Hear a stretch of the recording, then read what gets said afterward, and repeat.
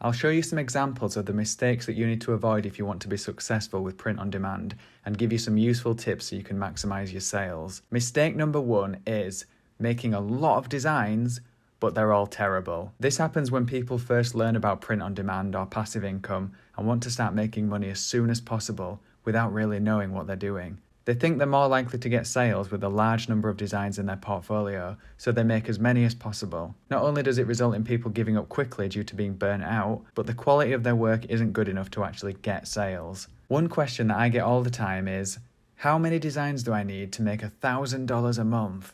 Or however much per month that person wants to make. If you're asking that question, it indicates to me that you're probably going to be making as many designs as possible without considering the details. It isn't just about the number of designs that you've got. You can make $1,000 a month with only one design if you get it right. It's about understanding your audience and what they want to buy. Honestly, this is so important. You have to know what your customers want, because otherwise you risk ending up with hundreds of designs that nobody wants to buy. It's supply and demand. If you want to start a successful brick and mortar business, you'd do the market research to make sure there's demand for the product before investing all your money. But when it comes to print on demand, people seem to forget this. I don't know if it's because there isn't any cash required, but you are investing something more valuable than cash, in my opinion, which is your time. Don't invest your time without doing the research to ensure that it's going to be well spent. How do you know your audience then? Your customers, your target demographic, whatever you want to call them. Well, first of all, it depends what platform that you're selling on. The Redbubble audience is different to the Merch by Amazon audience, which is different to the Etsy audience. Of course, there are overlaps and some designs will work well on all the platforms, but for the most part, you have to know what sort of design works well on each platform. So consider who your audience is, as well as how likely they are to come across your product. It's about understanding the market. Is there enough demand for your product? Is your target market already saturated with similar products? You want to find the middle ground where there's demand for the product and not too much supply already. Redbubble and Etsy have search features so you can see what's selling well in each category and even narrow it down with your own keywords. Here I've just gone onto Redbubble and filtered by new, so I can have a look at what's just been put on and probably find people who fit this category of mistake. Straight away I found this shirt from someone who has a typo on the actual design. Probably not going to get any sales. There's also someone who's uploaded a popsicle pattern design but hasn't saved it with a transparent background. So as they've uploaded it, it's shown up with a white border on the shirt. Even if there was demand for popsicle related designs, it's unlikely that this person's going to be making many sales. The description is, cool picture of popsicle, cute and funny popsicle design, popsicle print, must have popsicle design. So there is some attempt at using keywords at least, but it looks like this person has based their entire portfolio around this type of design on t-shirts. Maybe they don't know how to save files with a transparent background. It's possible that in a couple of weeks, they'll be wondering why they don't have any sales. Finally, we have this person who's done an NVIDIA design, which I'm guessing is going to get removed for copyright very soon. When it comes to Merch by Amazon, I use 𝗏𝗡𝗏𝗡𝗏, which is a website that lists all the shirts on Amazon that are selling well or trending with all the analytical information so you can make a decision about what to do. You can get 20% off 𝗏𝗡𝗏𝗏 using the code PASSIVEOWL or by clicking the link in the description, and I only ever recommend software that I actually use. I already made a video explaining how to use 𝗏𝗡𝗏𝗏 and how it pays for itself, which I'll link in the description. You'll see the sort of designs that do well on Amazon are often very different to the other platforms. Another tip for you to avoid making the mistake of creating a lot of bad designs is to look at the design elements of successful artists. Not the design, but rather the pieces that make up the design. This is how we can figure out why it's successful. Why is it popular? Is it a pop culture reference? Does it stand out in the search results? Is it the colours, the niche? You must be able to recognise why something's successful in order to understand what the market wants. It's easy to look at best-selling products and see why they're popular, but what are the components of the design that make it sell? The design elements combined with your unique knowledge of a topic are what will make your design successful. I've just organised the t-shirts by best-selling to give you a few examples. So we aren't looking at the overall design, we're looking at the characteristics. Why is it popular? Straight away I can see a pattern of what's popular here. Space, space, space, space. Over here we've got bold colours that stand out in the search results. Animal cartoon with a pun, seal of approval. Animal related again with a joke, sloth riding a tortoise. Old school looking comedic shirts. clear design elements that are very visible from the search, like this ghost, again with the puns, another animal pun, old school animal puns, I'm sure you get the idea.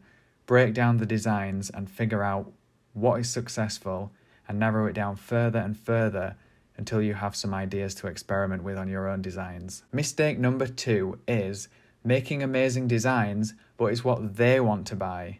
I see this so many times. There's plenty of artists who are really good at what they do, but they make art that they would want to buy rather than what the market wants. They end up getting frustrated because people who aren't as technically skilled as them are making more money. Here's a couple of examples that I've picked up. The artwork's good enough, but is there much demand for Boston Terrier looking at flying Santa t-shirts? Maybe, maybe not.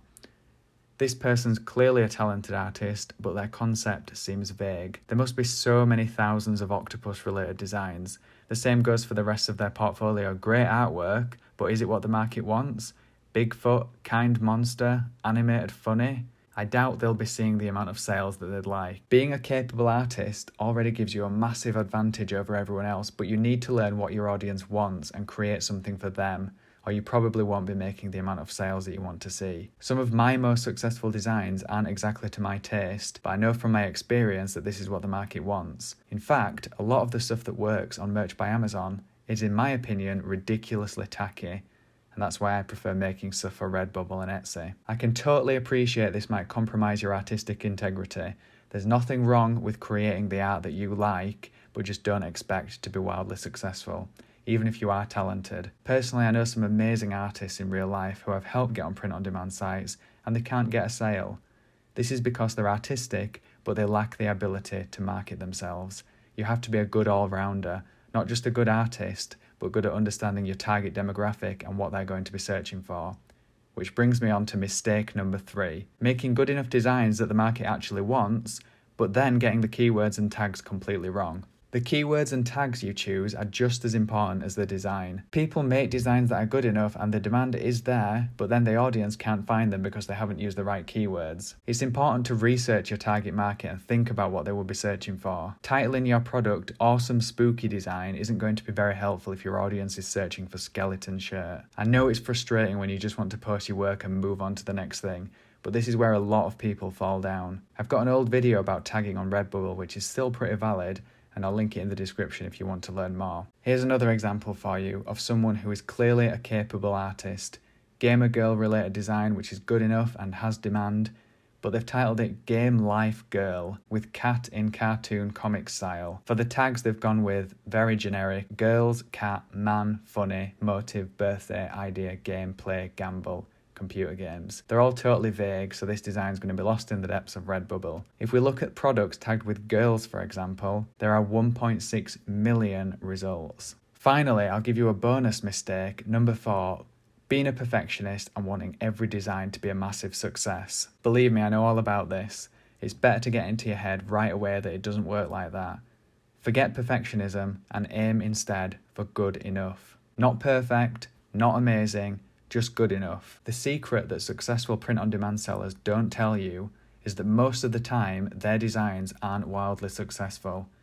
The vast majority of our time will be spent doing repetitive, boring work that doesn't lead to anything. It isn't glamorous or exciting for the most part. I'm sorry if this isn't what you want to hear, but it's the truth. And you can spend thousands of dollars on courses and books from people promising you the world, but it doesn't change this fact. The good news is that some of the time, your hard work pays off. You get the design right, the target demographic right, and the keywords right, and you start making money.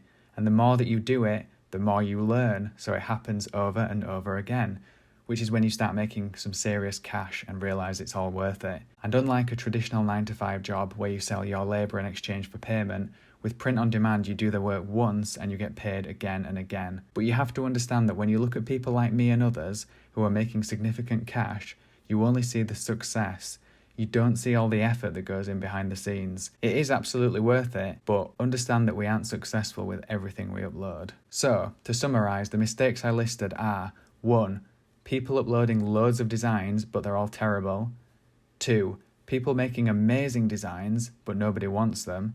And 3, people making good enough designs but then messing up the keywords. Plus the bonus mistake of being a perfectionist with expectations that are far too high. Avoid these pitfalls and you will already be miles ahead of the competition. If you found this helpful, please gently tap the like button and subscribe to my channel. I'm about to release a series of new videos that will be extremely useful for everyone, both newcomers and those who are experienced with passive income.